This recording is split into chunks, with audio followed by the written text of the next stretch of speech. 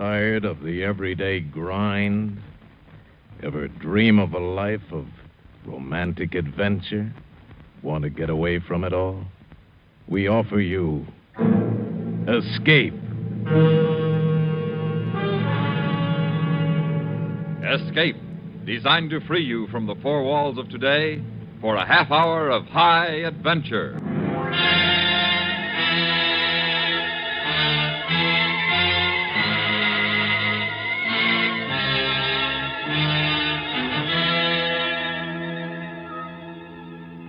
You are in a farmhouse on the southern coast of England.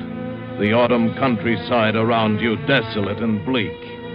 And you know that in the dusk outside, waiting patiently for you, silently watching for you, is an enemy from whom there may be no escape. Listen now as Escape brings you Daphne du Maurier's story, The Birds.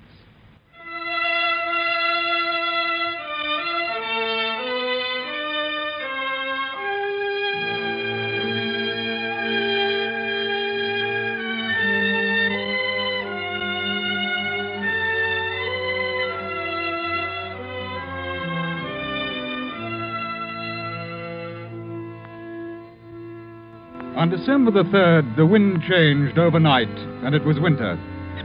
Until then, the autumn had been mellow, soft. The earth was rich where the plow had turned it. I didn't do the plowing, no. My wartime disability had seen to that.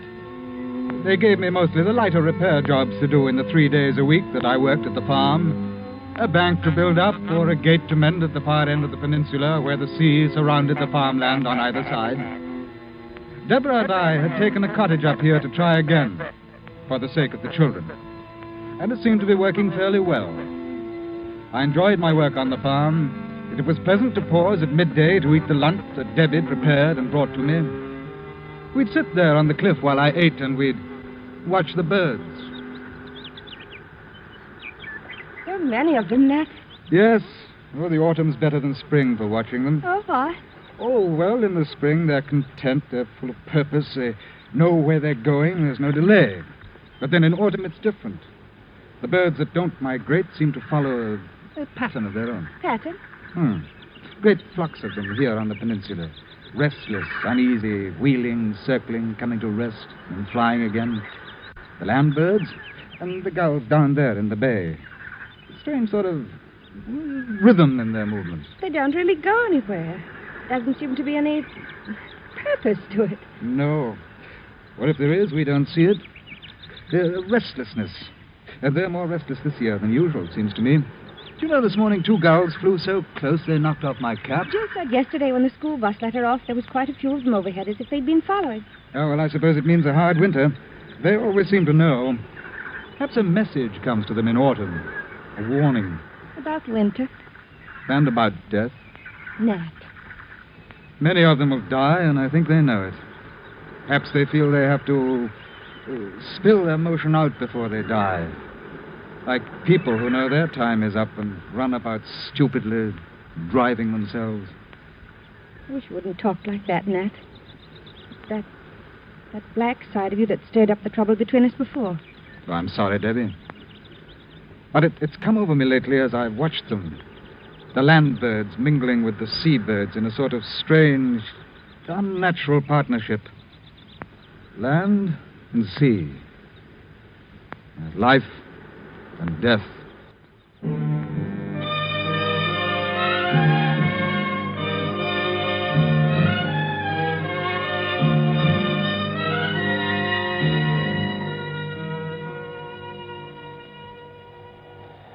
That night it turned colder. The wind strengthened. Around 2 a.m, the sound of it beating against the house woke me up. I lay there with this slow, even breathing of Debbie beside me, and I thought of Jill and Johnny in the room across the hall. We seemed safe, secure. And then I heard it. A tapping on the window. At first I thought it was a loose shutter, and then I realized it wasn't.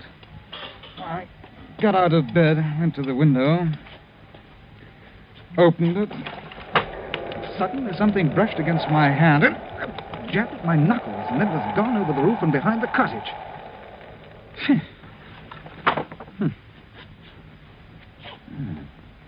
Nat, what? It's all right, Debbie.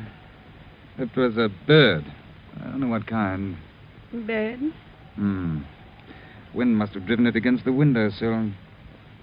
My hand's wet. It's blood. Little beggar drew blood. Go to sleep, Nat.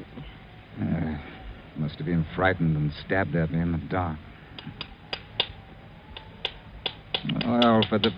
Nat, the window seat shut. It's rattling. I've already seen to it. It's some bird trying to get in. Send them away. I can't sleep with that noise. All right. All right.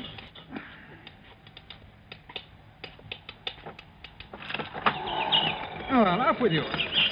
But, why, you little... Stay away from my face. Get out! Get away! Never in the world. Did you see that? There were half a dozen this time. They went for me, tried to peck my eyes. Oh, Nat. I'm not making it up, Dick. Mommy! Huh? What? It's Jill. Go see what's the matter. Right. Mommy! Coming, Jill. They keep firing at me. Where's Johnny? Under the blanket. What's the matter? Quick, get the children out of here. Birds. The room's full of birds. And my face. Get the children out of here and shut the door. Quick! I pushed them out of the room, and now I was alone with the birds. I seized the blanket, and I used it as a weapon, sweeping it right and left. And I could hear the thud of bodies, but they kept coming at me. They're jabbing my hands, my head, trying for my eyes with beaks as sharp as pointed forks. And I wrapped the blanket around my head, beat about with my bare hands, blindly. I don't know how long I fought them. Finally, the beating of wings lessened, and then was still. I unwrapped the blanket from my face. The cold gray dawn had seeped into the room. The floor was littered with the tiny corpses of the birds. Robins, finches, sparrows, larks. Some had lost feathers in the fight. The others had blood. My blood on their beaks. Sickened, I went to the window. And the fierce sea broke harshly in the bay. But there was not a bird in sight. Not a sparrow chattered in the hedge, no early thrush or blackbird pecked on the grass for worms. There was no sound at all but the east wind and the sea. Nat? I'm all right, Debbie. Oh, I didn't know what... You're covered with blood. Some of it's the birds. Look on the floor. Oh, so many of them. Yeah, 50. I counted them. It's horrible. Come on, darling. I'll clean the room later when I have more stomach for it. It must have been ghastly for Are you. the children all right? Yes, I put Jill to work making tea. Johnny's in our bed just now asleep. Nat, why? The birds? Well, it must be the weather. The sudden change confused them. It has to be that. The tea's ready, Mummy. Oh, good. Did you drive away the birds? Yes, they're all gone now, Jill. I hope they won't come again. Perhaps if we put breadcrumbs for them outside the window, they'll eat that and fly away. Perhaps, dear. I've already had breakfast. I'd better hurry or I'll be late for the school bus. Bus. I'll walk with you to the road, Jill. Yes, I think that'd be a good idea. I'll go get my coat and books. I didn't want her to walk alone. Nat, they wouldn't come back again. Well, I'll go over to the farm and find out if they heard anything during the night. You keep all the windows and doors closed, Debbie, just to be on the safe side, hmm?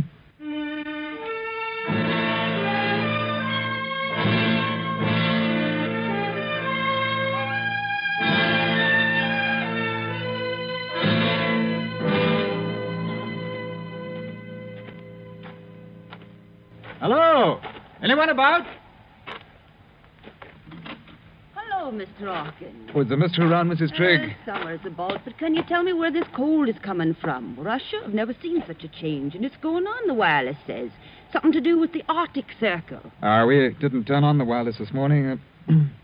Fact is, we had trouble in the night. Oh, Kitty's poorly. No, not exactly, no. We had some trouble with birds. Why, it sounds absurd, but they flew in the window and attacked us. Attacked you. Now, Mr. Hawkins. No, I'm not making it up, Mrs. Trigg. There are 50 dead birds on the floor of the children's bedroom. Foreign birds. No. No, the kind you see about here every day. Really? Well, you ought to write up and ask the Manchester Guardian. They'd have an answer for it. Hey, morning, Hawkins. Mr. Trigg. Mr. Hawkins been telling about some birds last night. Oh? He says they attacked him. Attacked? Are you sure? Quite. Never heard of a thing like that before. Hungry, maybe. Looking for food. You put out some crumbs. Yes, of course. I'll be up tomorrow as usual. Good morning. Ordinary birds, he says. Attacked him. Now, what does he take us for, coming around with a story like that? He's a strange one, he is, with those superior airs. You see the look he gave us when we didn't swallow his story? Attacked him. I think he reads too many of those books.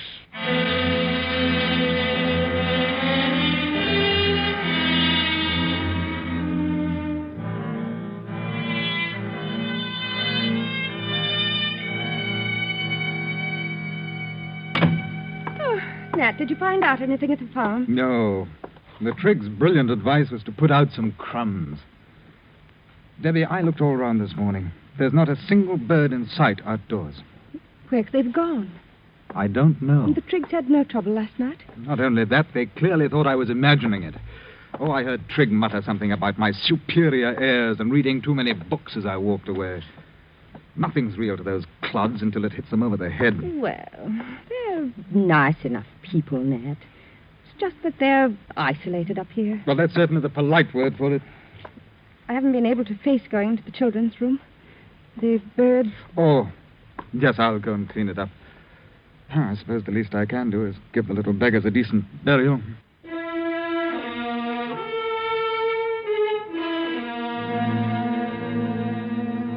I dropped the dead birds into a sack, went down to the beach to bury them. The wind was bitter cold. I dug a pit in the sand with my heel and started to empty the sack into it, but the wind caught the birds and whirled them along the shore. There was something ugly in the sight, but the tide would take them when it turned. I looked out at the crested breakers, and then I saw them. The gulls. Out there, riding the seas. Thousands. Tens of thousands. They rose and fell in the trough of the sea like a mighty fleet at anchor, waiting for the turn of the tide. Waiting. They stretched as far as my eye could reach. They covered the sea. I started up the steep path home, almost running. Someone should know of this. Someone should be told. But who? And then, as I opened the front door, I saw Debbie beside the wireless listening. Damage and even attacking individuals. It is thought that the Arctic airstream is causing the birds to migrate south in immense numbers, and that intense hunger may drive them to attack human beings. Householders are warned to see to their windows, doors, and chimneys, and to take all precautions for the safety of their children. Further bulletins will be issued later. They've been repeating it every few minutes since you left. Well, perhaps now those empty-headed idiots at the farm will know that I was... You sound almost glad. Oh, don't talk rot, Debbie. It's just that when people with half a brain try to tell me that Can't you forget that superior attitude of yours, even now? Don't use that word superior to me. I'm sick of it. So am I, Nat. So am I. You... Oh, I'm sorry, dear. This thing has made me a little nervy, I guess. Yes, I'm sorry too, my dear. Nat, one of the bulletins said the birds seemed to be waiting. For what? I don't know. They said the birds are hungry. What are you doing? No, the hammer. I'm going to get some boards and see to the doors and windows as they tell you to. You think they could break in with the windows shut, those sparrows and robins and such? Why, how could they? I wasn't thinking about the smaller birds. I was thinking about the gulls. The gulls?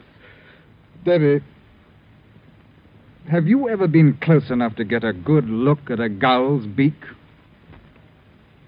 There must be 100,000 of them out there, riding the sea, waiting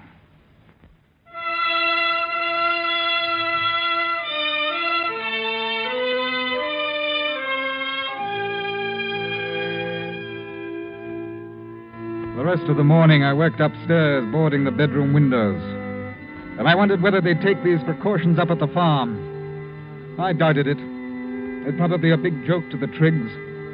But according to the wireless, it was no joke. At first, some of the bulletins had been light in tone, but as the morning wore on, the concern in the announcer's voice became more and more apparent. Well, after I'd finished upstairs, I took the rest of the lumber down, boarded up the lower floor windows. What they ought to do is call the army out and shoot the birds. That would soon scare them off. Debbie, how are we off for food? Now, Nat, whatever next? Now, never mind. What have you got in the larder? It's shopping day tomorrow, you know that. I don't keep uncooked food hanging about. It goes off. But I can put some things in tomorrow. Tomorrow? It's only 3 in the afternoon, and it's almost dark. What? Why, yes. The sky. It looks so heavy. Nat, what's the matter? You've gone quite white. Look. The tide's turned. The gulls. They've risen. Circling over the sea. Not a sound from them. Nat. I'm going for Jill.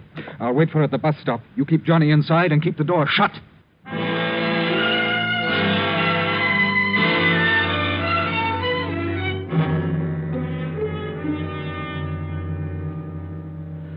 Outside, I looked for a weapon, but a hoe was all I could find. Then I went to the top of the hill and waited. The surf was booming below, and a smudge rose behind the clay hills in the distance. It widened, divided, and spread north, east, south, west. It was a vast cloud of birds. It passed close by, heading inland, up country. They had no business with the people here on the peninsula. Rooks, crows, jackdaws, magpies, birds that usually preyed upon the smaller species. But this afternoon they were bound on some other mission. They've been given the towns, I thought. They know what they have to do. We don't matter so much here. The gulls will serve for us. The others go to the towns. And finally the bus came. When Jill got off, I took her by the hand. What's the horse for, Daddy? Oh, I just brought it along. Come along now, darling. Let's go home. It's cold. No hanging about. I want to play a bit in the rain. Not tonight. Now, come on. No dawdling. Look, Daddy. Look over there. Look at the gulls. They're flying in from the sea. They're so quiet. Yes, do hurry, darling. Where are they flying to? Oh, up country, I dare say, where it's warmer. Don't go so fast. I can't keep up. Hurry. The gulls, they're circling. It looks like they're waiting for something. Yeah, for a signal, an order. What? Nothing. Come on, dear, faster. But I can't go faster. Wait. There's Trigg in his two-seater. Well, looks as though we're in for some fun, Hawking. Have you heard the news? Everyone's gone bird crazy, talking of nothing else. I'm going to take a crack at them with my gun. Could you run Jill home first? Oh, yes, of course. Not room for you two, I'm afraid. Oh, that's all right. Just get Jill home. Get in, Jill, dear. You like to come shooting with me? No, thanks. Have you boarded your windows? No. There's a lot of nonsense. They like to scare you on the wireless. I'd board them if I were you. Oh, go on. You're windy. Well, see you in the morning. I'll give you a gull breakfast.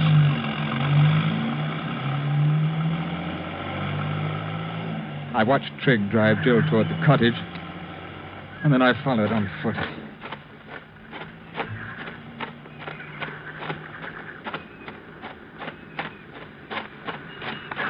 The sound made me look up. The gulls were approaching. The order had been given, and the farm was their target. The black-backed gulls were leading, and there were bigger birds. Gannets, terns. And suddenly one of them dove at me, missed, rose to drive again, and then came the others, 6, 7, a dozen. I dropped the hoe, covered my head with my arms, and ran towards the cottage. They kept coming at me from the air with beating wings. Each stab of a swooping beak tore my flesh. I had to keep them from my eyes. And with each dive, they became bolder. And they had no thought for themselves. When they missed, they crashed, bruised and broken on the ground. And as I ran, I stumbled, kicking their spent bodies in front of me. Another aim got better, closer to my eyes, closer. And then I reached the door of the cottage. Let me in! It's Nat! Let me in! And then, above me, I saw the gannet poised against the sky for his dive. The gulls drew back, only the huge gannet. The wings folded suddenly to its body, and it dropped like a stone at me. The door opened, and I flung myself in. Good Lord! What was that? A gannet. He'd have split my skull.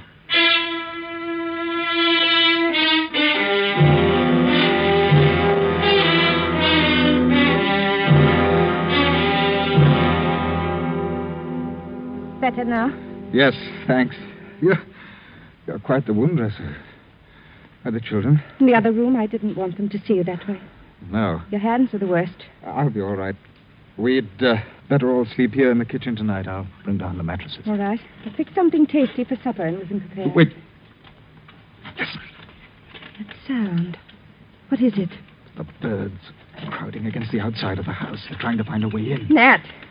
No, they can't get in. I tell you, they cannot get in. The boards will hold. For how long? How long? Stop before... it! Here. I'll turn on the wireless. That'll drown them out. There. There, it's better. Yes. Anything so I can't hear that horrible rustle. It's only the food that worries me, Debbie. Now, I've noticed that the birds come in with the tide, but the tide will go out about 9 tonight, and we should have a lull of about 6 hours. I could slip out during that time and go to the farm, see if they can give us something. Here's London. A national emergency was proclaimed at 4 o'clock this afternoon. Nat! Measures are being taken to safeguard the lives and property of the population, but it must be understood that these are not easy to effect immediately, due to the unforeseen and unparalleled nature of the present crisis. It is absolutely imperative that everyone remain indoors until further notice. The birds, in vast numbers, are attacking everything in sight. The population is asked to remain calm and not to panic. There will be no further transmission from any broadcasting station until 7 a.m. tomorrow. It's like this all over, then. All over. Debbie, about supper, let's forget it. Let's all just try to get some sleep.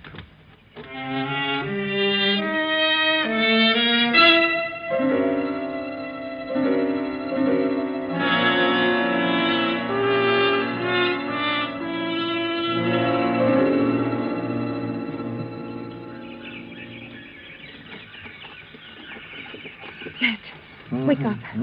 Nat, they're back again. What time is it? A little after 3. The tide's come in again. There's been a queer smell the last few minutes. Rather like burned feathers. What? Burned feathers? The chimney. I forgot to keep the fire up. They're coming down the chimney. No. Where's the oil? On the shelf. Debbie, I'll look squeezing through the chimney. Stand back. Then throw the oil on the coals. That'll get them. Nat, I can't stand it. Get me paper, wood, anything it'll burn. Hurry. Their charred bodies kept dropping down the chimney. I raked them to one side, but more came. I threw on the rest of the oil. We piled papers on it, kindling, anything. The flames roared higher. More bodies. The stench was unbearable. I kept at it. Finally, they gave up. And I went over to the basin. I was sick.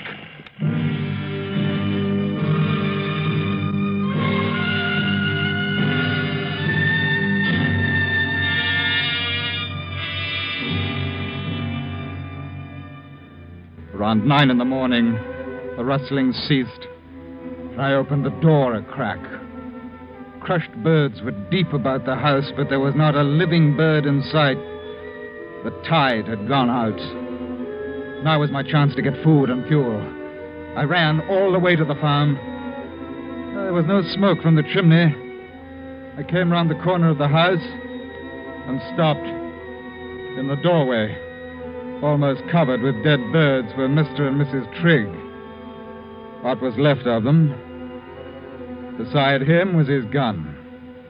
Beside her, a broken umbrella.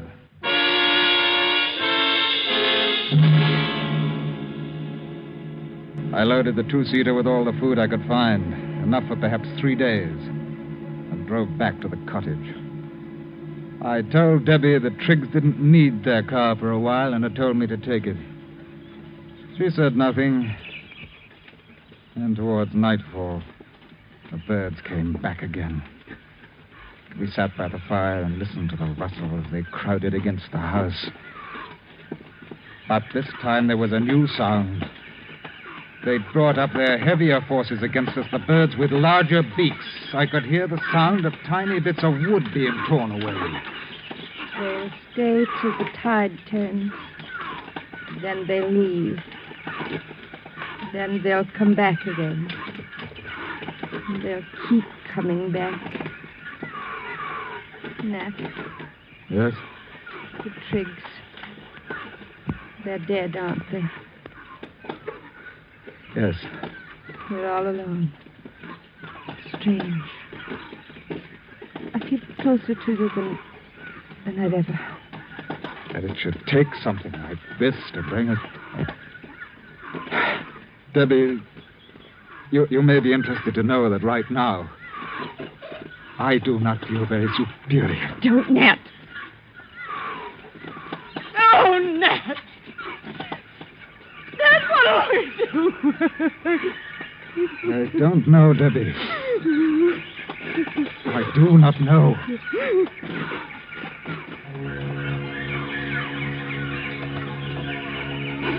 I listened to the sound of the splintering wood, and I wondered how many million years of memory were stored in those little brains, behind the stabbing beaks, the piercing eyes, now giving them this instinct to destroy mankind with all the deft precision of machines.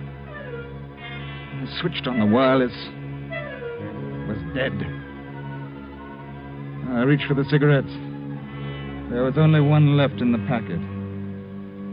I lit it. I threw the empty packet on the fire and watched it burn.